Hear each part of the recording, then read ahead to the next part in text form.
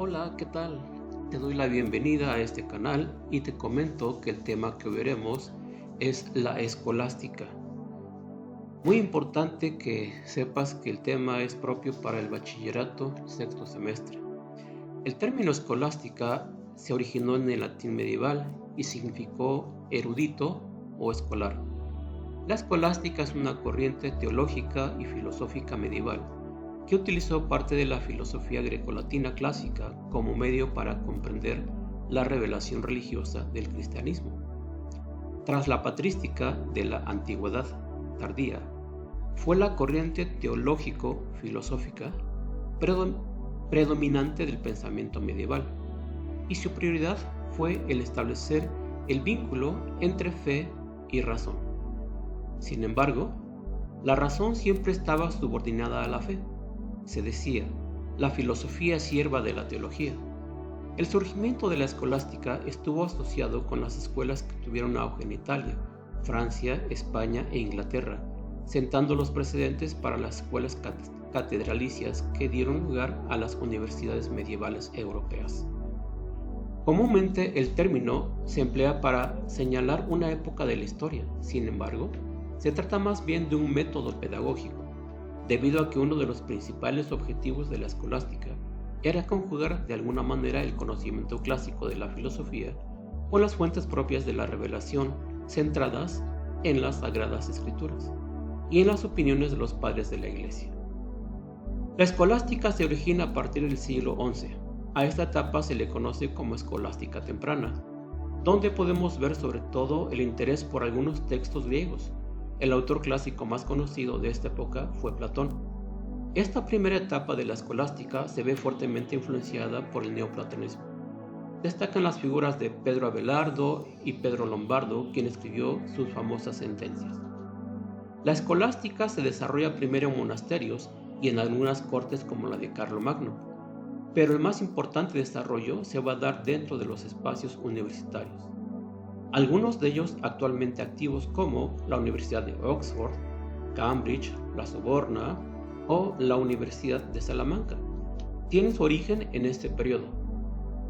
En ellas se formaron los primeros teólogos cuyo objetivo será explorar la naturaleza del mundo físico, del ser humano y de la realidad. Para ello se basarán en los textos antiguos de los filósofos clásicos. Estos teólogos unen la teología con la filosofía con el propósito de aclarar los temas complicados para la mente humana. Para hacerlo, partían del principio de autoridad, considerado el recurso definitivo para resolver las disputas. Este principio normalmente se fundamentaba en algún pasaje de la Biblia, considerada la principal fuente de conocimiento, o en la opinión de los padres de la Iglesia, debido a que no se podía cuestionar. La manera de poner de manifiesto la autoridad era por medio de discursos para tratar de clarificar el significado de estas posiciones. Esta era la manera de proceder de la escolástica. Podemos decir que esto era el método escolástico. A partir de una verdad dada y revelada, se pretende utilizar un método discursivo. Dicho método se basaba en realizar una lectura de un texto, hacer un comentario del mismo, una pregunta o cuestionamiento sobre algún tema de la revelación o alguna opinión de los padres de la Iglesia, y la disputación, que consistía en una polémica armada en torno a alguna de las problemáticas presentadas al entendimiento. Algunos de los problemas en que la escolástica centraba su atención fueron principalmente la naturaleza de Dios, la cuestión de los universales, la relación entre la fe y la razón, el problema de la creación del mundo y el tema del mal. El esplendor de la escolástica se desarrollará a partir de dos famosas órdenes religiosas: los dominicos, formada por Domingo de Guzmán, y la orden de los franciscanos, fundada por Francisco de Asís. Estas órdenes se dedicarán primordialmente a la predicación, pero después a la investigación, a la documentación y aclaración de las polémicas religiosas. Los escolásticos incluyen como figuras principales a Anselmo de Canterbury, considerado el padre de la escolástica, Pedro Abelardo, Alberto Magno, Juan Don Scoto, Guillermo de Ockham, Buenaventura y Tomás de Aquino. Los tres pensadores dominicos más conocidos fueron Alberto Magno, Eckhart, pero el más importante entre los sacerdotes dominicos fue Tomás de Aquino. Los autores de la escolástica tardía se verán beneficiados con el conocimiento de la filosofía aristotélica, debido a que en este tiempo se habían traducido los textos de los filósofos griegos por medio de la Escuela de Traducción de Toledo. La figura de Aristóteles en la filosofía occidental y la disputa con el punto de vista de la religión durante esta época, que consideraban si la filosofía de Aristóteles podía o no reintegrarse al conocimiento de ese tiempo, dado que debía hacerse compatible con la tradición religiosa y la fe cristiana.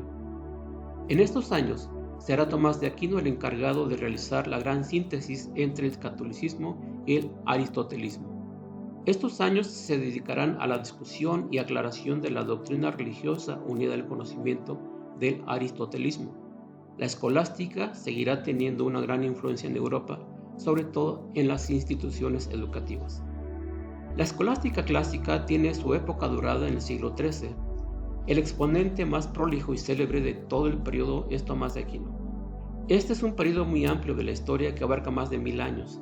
El problema principal de la época tiene que ver con la disputa al respecto de si podemos ver la teología como la disciplina por excelencia, y en este caso habría que hacerse la pregunta, si la filosofía puede considerarse realmente una disciplina del pensamiento libre, cuando se le ha reprimido a la facultad para cuestionar los puntos de vista religiosos. La filosofía medieval se reduce principalmente a considerar una historia de la Iglesia o teología, pero no de la filosofía. El siguiente periodo de la historia se caracteriza por una vuelta al humanismo y será conocido como Renacimiento. El trabajo más representativo de la época es el de Santo Tomás de Aquino, con su obra más importante, la Suma Teológica, donde el objetivo principal es poder probar mediante 5 vías la existencia de Dios. Primera prueba: el movimiento en el mundo exige un primer motor.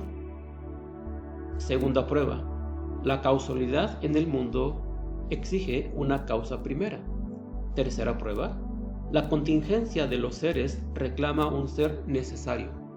Cuarta prueba: los seres imperfectos reclaman uno perfecto. Quinta prueba: el orden del mundo exige un ordenador. A grandes rasgos, estas son las características más importantes que podemos citar de la escolástica.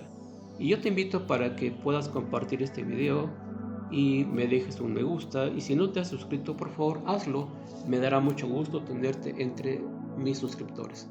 Nosotros nos vemos hasta una nueva ocasión. Hasta luego.